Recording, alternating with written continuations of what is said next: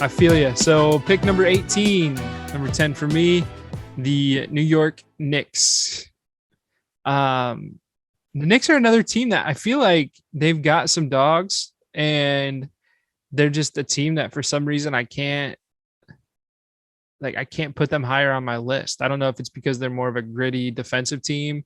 Even though I don't even know if that's going to be the case this year. I mean, they will be a gritty defensive team, but I think they have more offense than I'm giving them credit for. I will say if they would just wear those white throwbacks that they just put out, I would watch them every game because those are beautiful. I might have to get like a Julius Randle one just because I know he's a Kentucky guy, and those jerseys are super pretty. But look, I mean, so let's say hypothetically starting lineup: Kemba, Fournier, RJ, Julius, Mitchell Robinson.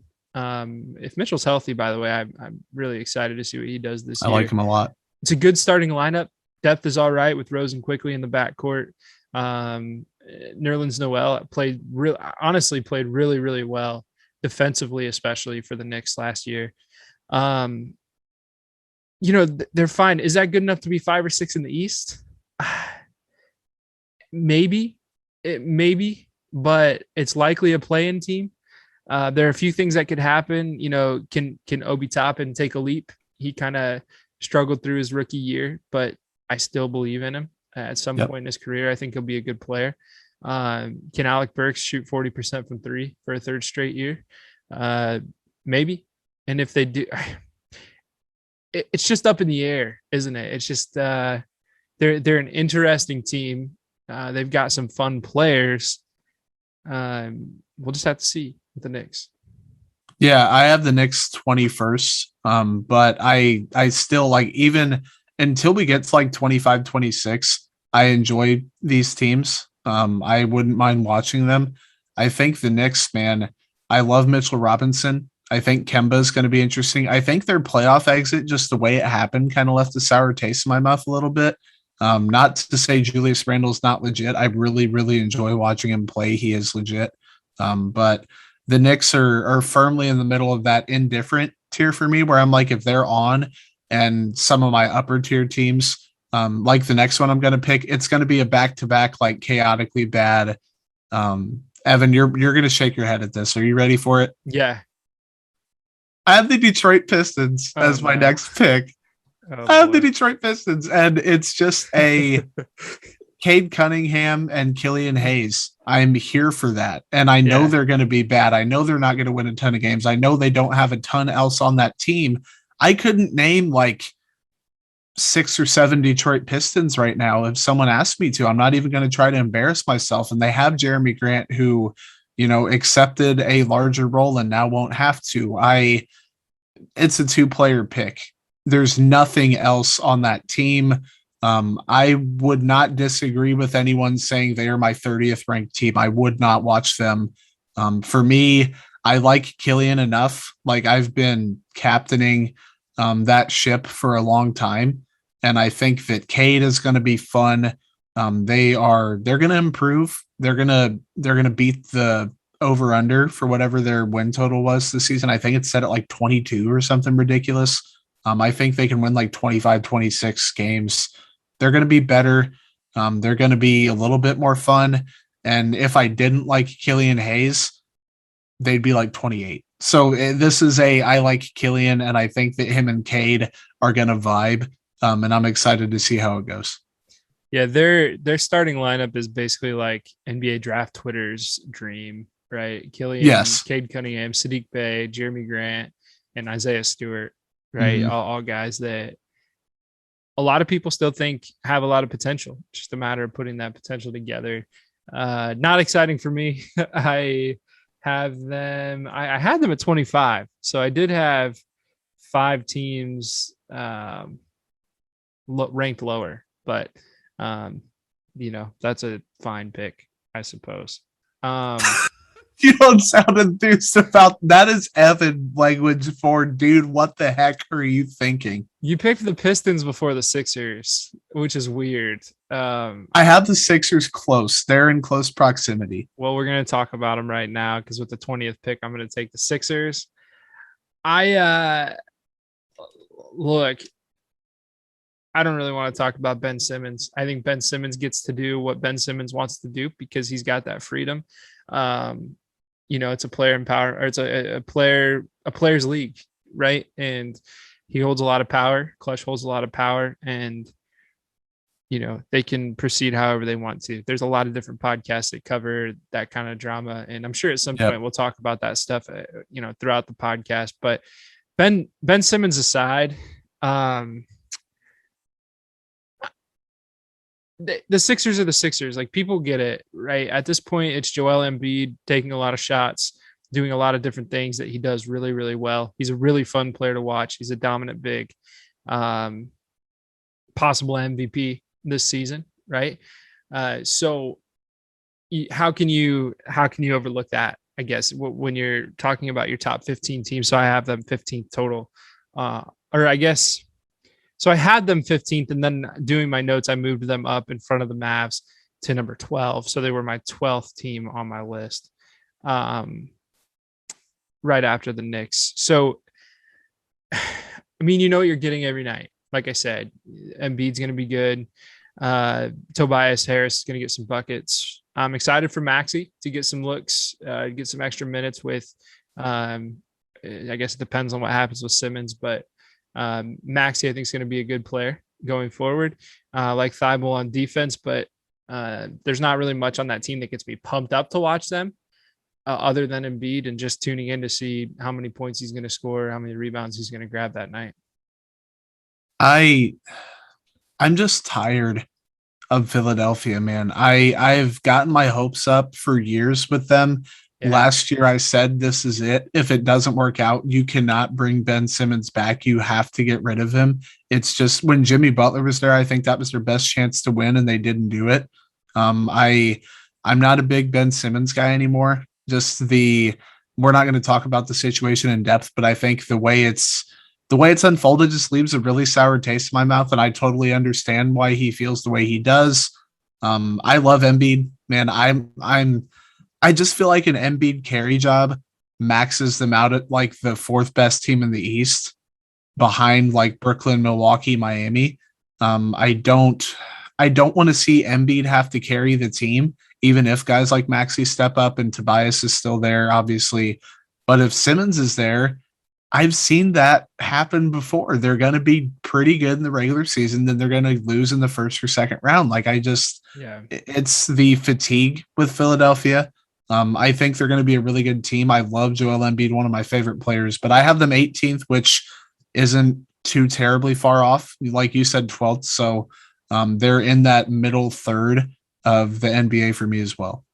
Yeah. And look, the Sixers, last thing I'll say about them, they are one major Joel Embiid injury away from being a complete catastrophe. Yeah.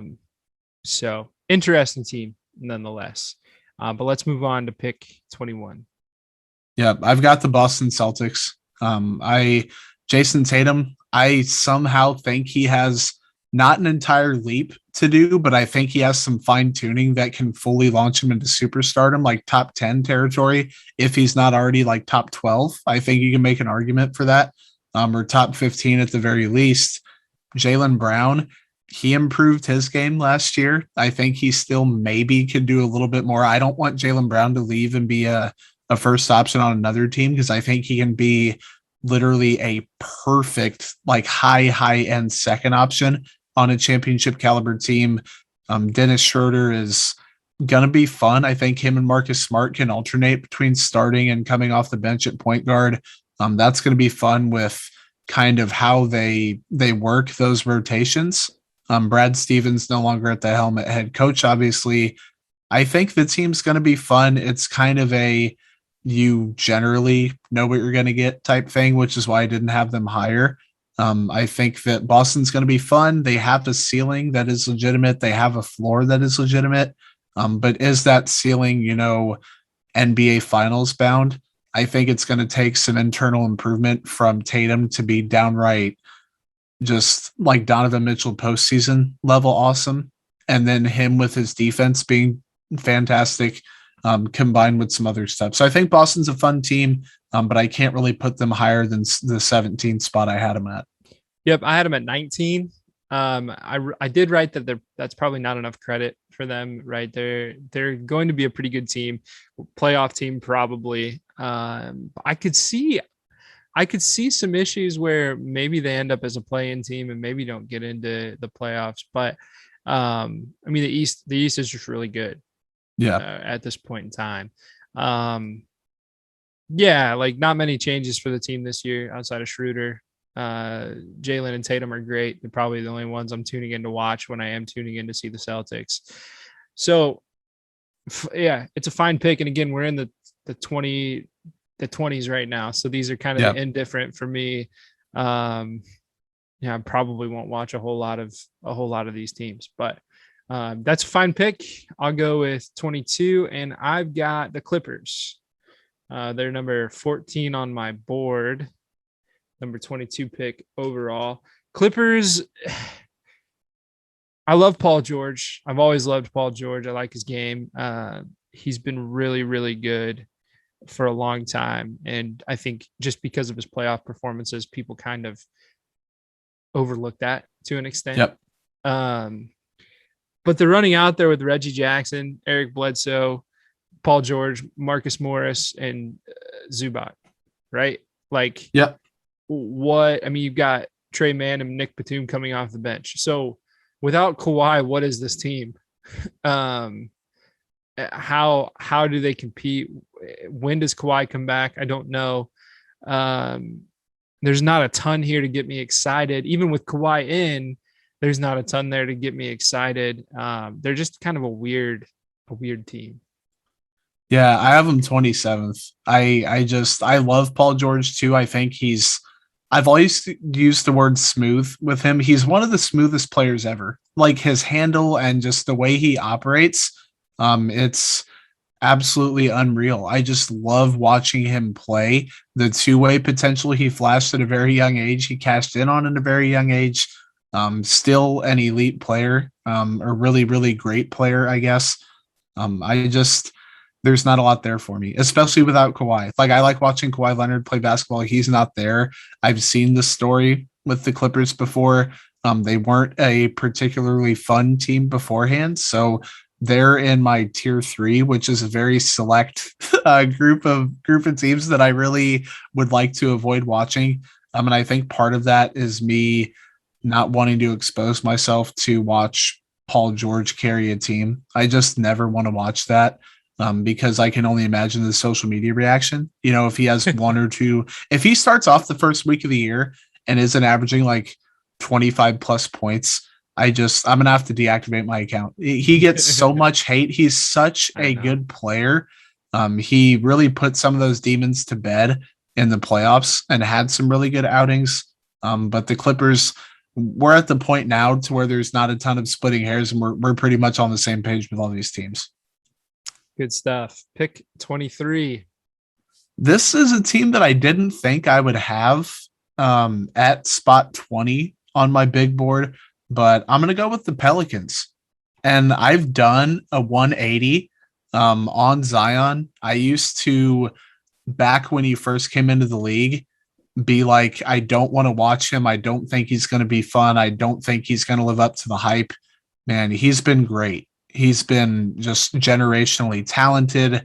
You can say the stats overstate his impact maybe just a little bit, and I wouldn't be angry with that.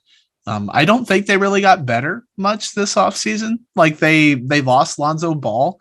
I love Brandon Ingram. I love Devontae Graham. I know he's inefficient. I don't know how it's going to look there in New Orleans. That's the Kansas bias coming out. Yes, it's absolutely yes. I was about to say that the Kansas bias came out because Devontae Graham, he's very overrated by a lot of KU fans that just casually watch basketball. He's a good 3-point shooter, but like he can't do anything else. I don't think he's not a facilitator. He doesn't have much of a game inside the arc. So I'm tempering my expectations for him in New Orleans. I don't know what his role exactly is going to be. Under Willie Green, they're going with a new direction. In New Orleans. Zion is enough to get me to tune in. I've had a lot of teams up top in the top tier that had one player that made me want to tune in. I like Ingram. I like Graham. I like Zion. I don't think they're going to be great. Some people say they have a ceiling of like a 4 or 5 or 6 seed. I could absolute best case maybe see them getting a 6 seed. I don't think that's going to happen. I think they're going to be scratching and clawing for the play-in if they get in there. Evan, you have a look on, since I said the Pelicans, you must really not be very high on them this year, which I'm not either, but I want to hear what you have to say. They're number 30 on my board. they're the very last team. So Zion is number 30. Well, when's he going to play? Well, okay. So even, let's say Zion is starting game 1. Maybe they're 26. Okay.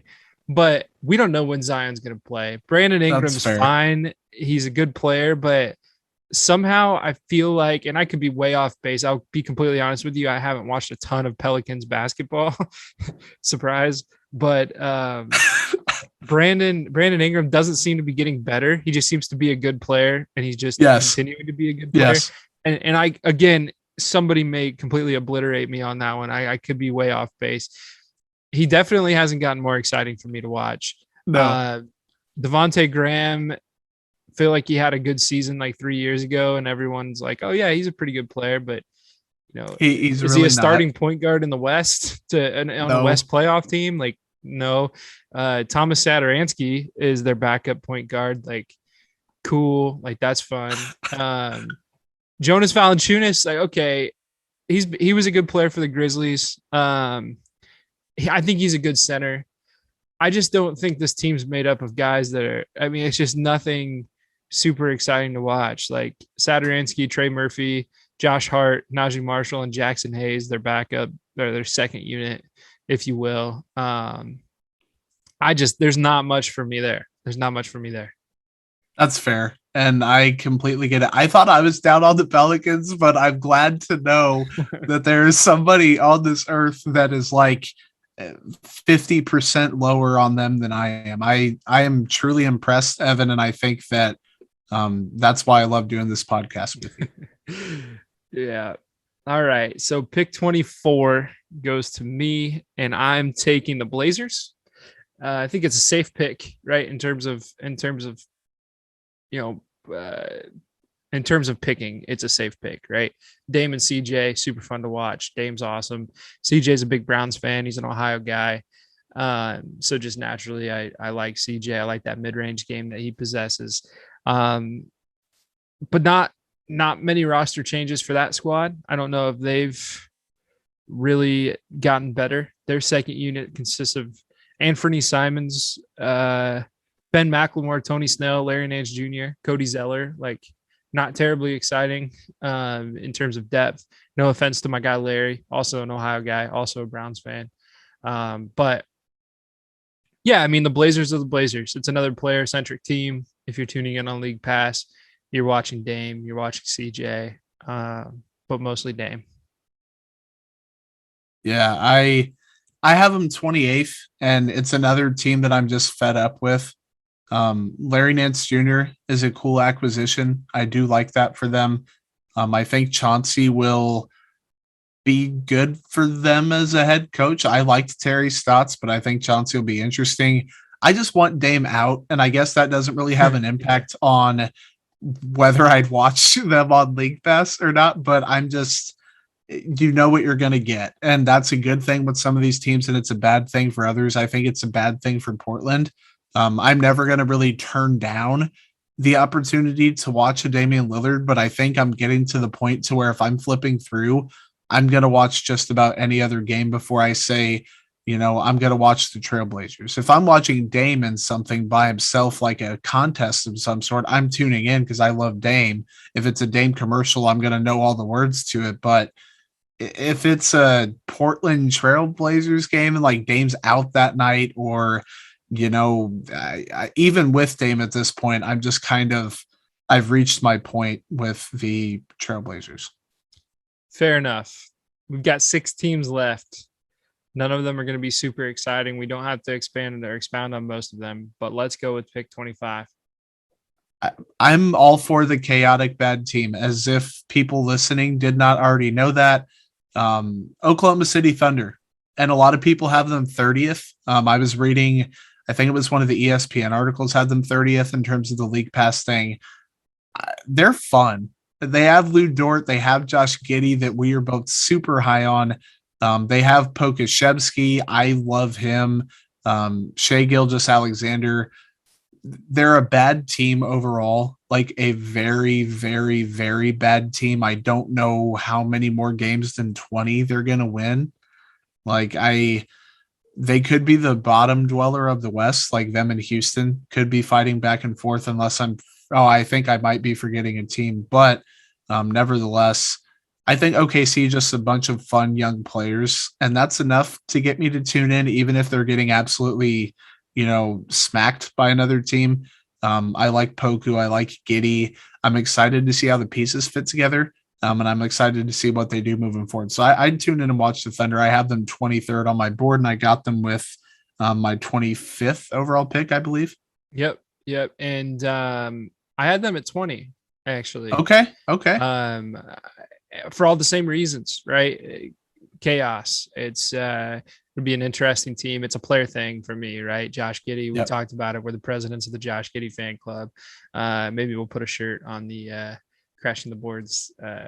We have to now at some point. We have to. Let me work on one. I love Shea, right? Another Kentucky guy. I think he's a great player that's going to keep getting better. People keep talking about him maybe being traded away from the Thunder. He doesn't quite fit their timeline. I don't understand that. I think he's a guy that you could put some nice pieces around, and he does pretty well. But yeah, I think the Thunder worth checking out in spurts. If you're, your other one of your top 5 teams are on a commercial break or halftime, you tune into the Thunder for a couple minutes. Probably not a big deal. Probably could be fun. So yeah. Let's go with 26, and we're taking the 22nd team on my big board, which the Sacramento Kings. The Kings, look, they'll be interesting. They're a team that somehow, with all the top draft picks that they've had, haven't really been able to put those all together. De'Aaron Fox, another one, and I know there's a Kentucky bias here, but also, if you've noticed, like a lot of the players from Kentucky that I really like are these like quick, shifty guards with some length, and Fox is one of those. One of my favorites, fun to watch. Halliburton's great, right? Iowa State guy. Davion Mitchell is going to be fun to watch. He'll be a decent offensive player, but his defense is really, really fun. Great rookie out of Baylor. The Marvin Bagley thing's so weird. Like I feel like he should be a really good player by now, by this point in his career, which how long has he been in the league? 3 years, 4 years? It's been a minute. 4, but at some point I feel like he's going to put it together. I just don't know what it's going to take. I don't know if it'll be this year, but if Bagley can put it together, let's think about it. If Bagley puts it together, you've got Fox, Halliburton, you've got a great shooter in Buddy Hield for now, even though they might trade him, right? And then you've got Davion Mitchell coming off the bench. And if Bagley can be a nice center for your team, that's a decent team. It really is. Yeah. It's a team that should be better than they are.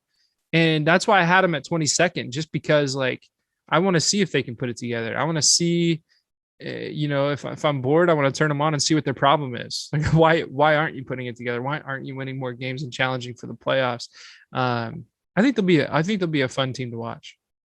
Yeah, I'm gonna keep it really brief. I had them 24th for every reason you said. Mitchell's fun. I like Bagley a ton. I still believe in him. I think Fox, Halliburton are both fantastic. I think Fox is underrated still somehow. He's a really, really, really good player. I think that they are going to be a fun team. I'm going to take with my 14th, my second to last pick. Evan has his hand up. I just want to point out that we have 4 teams left, and those 4 teams are in the bottom 5 of my list. So we're both on the same page with the teams that we really don't want to watch this year. Yeah. So go Yeah, ahead. and that's the best thing. And man, this is turning into like an almost like hour, and we got to be at like an hour 45, which is perfectly fine. But guys, thank you for this first episode. To stick with us. I was thinking halfway through, maybe we should break it up into 2. And I'm like, coming in, I was like, this will probably be like a 35-40. We'll spend about a minute or 2 on each team. And if you followed Crashing the Boards before, that Evan and I can talk. This could literally be a 24-hour simulcast, like if it had to be, of us just talking hoops. So shout out to you guys. With that said, I'm going to take the Toronto Raptors with my 14th pick. I like Scotty Barnes a lot. Had they not taken Scotty Barnes, they'd be a little bit lower, I think. They were 25th on my board overall. Fred VanVleet's good. Siakam, when he comes back, I believe he's injured, right? To start the year, he had that shoulder. Who knows? That shows how much Raptors basketball we've been watching. OG Anunoby, I believe in him, not completely breaking out, but I think having a semi-breakout type year. Kind of a boring team to watch, but I think there's enough there, especially with the development of Scotty Barnes. I'd tune in and watch the Raptors if I had to. Yeah, Scotty alone is just kind of worth tuning into for a little bit anyway. I had them at 27 on my board. You picked them 27th, so it all makes sense. Raptors not super exciting. We're really going to see what Nick Nurse is made out of this year, right? Yeah. Just to see if he can put a good year together, because I don't think it's going to be a great year for the Raptors. Hopefully I'm wrong though. If you watch Crashing the Boards, that we want every team to be good. We want every player to be good. Jordan and I are not guys that are going to call guys busts. We're not guys that are going to poop on players. The one thing I really dislike about the Mismatch podcast is, I'll just say it, like Chris Vernon drives me nuts because he's kind of an asshole when it comes to players that he doesn't like. I'm not a disrespectful guy. Like, all these guys are NBA players. They're all good. But anyway, move beyond that. Number 28, my pick is the Spurs. Had them at 26 on my board. What do you say? I mean, Keldon Johnson looks like he's going to be a guy, right? He's going to be a dog. Past that, the Spurs are the Spurs. They've always been boring for me. Like, even if you would have asked me 10 years ago where they rank on my league pass list with Tim Duncan and Manu and Tony Parker, I probably still would have had them in the lower half, just because they've always just kind of been boring to me. And that's not a lack of respect for them. I think Pop's an outstanding coach. I think the Spurs' success it deserves a lot of credit, but they've just, I don't know, something about the Spurs, they're boring. Yeah, man, I don't even know what to say. I think Devin Vassell is a wild card. I did believe in him when he got drafted. I still kind of do. I love Keldon Johnson. I have them 29th. Yep. It's another team I'm fed up of, and I've had higher expectations for the Spurs. They haven't done anything to get better. They haven't fully leaned into blowing it up. They still kind of are hoping for a blue chip prospect out of the group they have, and I don't think they have one. Keldon, people say, can he make the all-star leap? I don't know if that's even in him, but I think he can still be a really productive player for a team. Remains to be seen. There's just a lot going on there, but also not much going on at the same time. I'm going to take, am I at my last pick already? We're done, right? Yeah, man. 2 teams left. So I have my choice between Washington and Indiana. I have Washington ranked 26th on my board.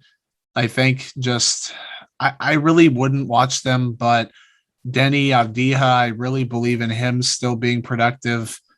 Dinwiddie, Kuzma. Didn't they get KCP also in that Lakers trade? I think so, yeah. Yeah, so again, another team that neither of us paid attention to, right? Like, did they get that guy? Yeah, maybe. I don't know. I probably won't watch them, but if I want to tune in, I'm like, how's Dinwiddie looking coming off the injury? How's Kuzma looking on a different team? Let's watch Bradley Beal get buckets against one of the teams ranking higher on our list. I'd tune in. And then the Pacers, I I don't even know if I'm going to say anything after you take them by default. I have nothing. Yeah, I mean, so first of all, the Wizards are a team that we'll probably both at some point watch because we'll be on Twitter at a timeout break and we'll see Brad Beal just scored 30 points in a quarter. And it's like, oh, shoot. Like, I think I did that 4 or 5 times last year. Just turn on the Wizards real quick to see what was going on. The Pacers, like, okay, they're getting picked 30th on our list. I don't know, man. I feel like they've got some decent players, right? No, I mean, I'm with you. It's just a weird, I don't know what it is. Maybe it's because Indianapolis is a boring city. Maybe it's because Indiana is our neighbor and my neighbor. I'm in Ohio, right? Indiana's an hour away. They love their basketball, and that's fine. But I don't know. I mean, Miles Turner, he should be fine, right? Should take a leap. Hopefully, he stays healthy all year. Sabonis is a good player. They've got a good front court. I mean, it's a team that honestly I wouldn't be shocked if they made the play-in and made the playoffs. It's just not a team I get super excited for. I don't know. What do you want me to say? 100%. 100% the same. I think they can be a decent team. They were already boring, I think, and they have signed a couple boring, like we both agree we're not going to dog on anybody.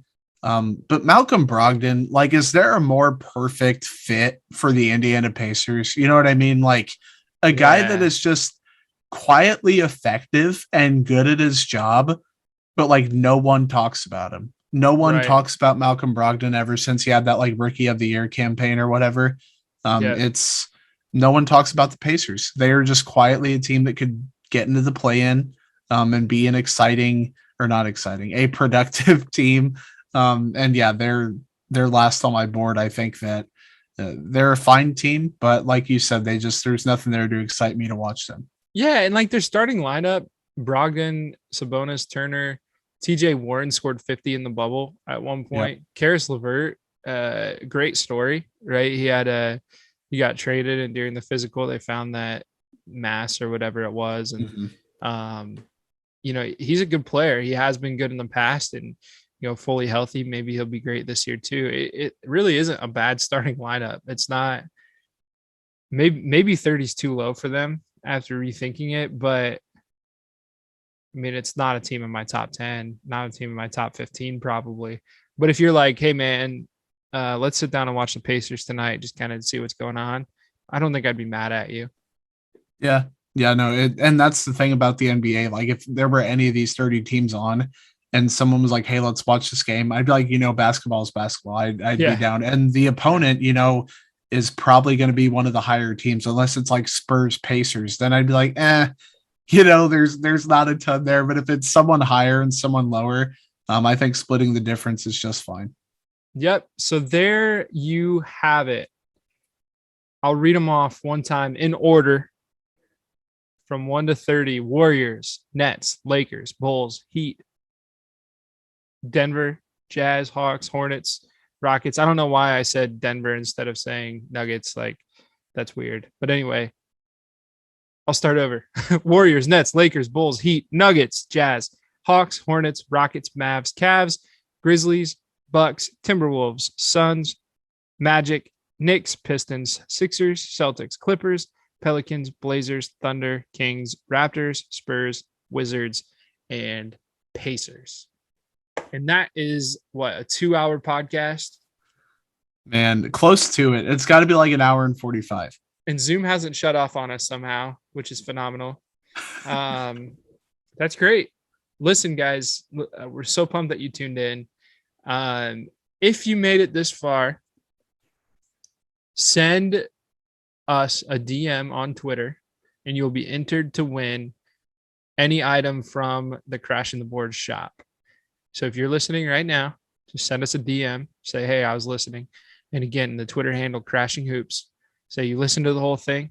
Don't tell your friends. It's a secret. It's an Easter egg at the very end of our podcast. Hey, I listened to the whole thing. We will enter you to win an item from our shop. There are probably good odds that you will win because I doubt there are many people still listening. So anyway, thank you again so much for listening to episode 1 of Crashing the Association. Jordan, we are officially underway.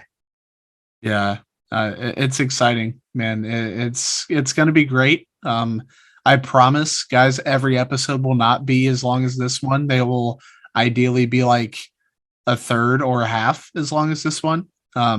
Just naturally, as the news cycle, we pinpoint a couple things. We talk for 10 minutes on each one. It's a nice half-hour podcast. This one, it's a lot. We had an entire off season to catch up on.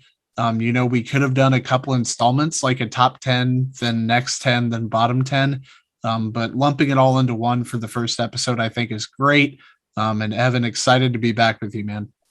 Absolutely. Until next time, stay right, stay real. God bless.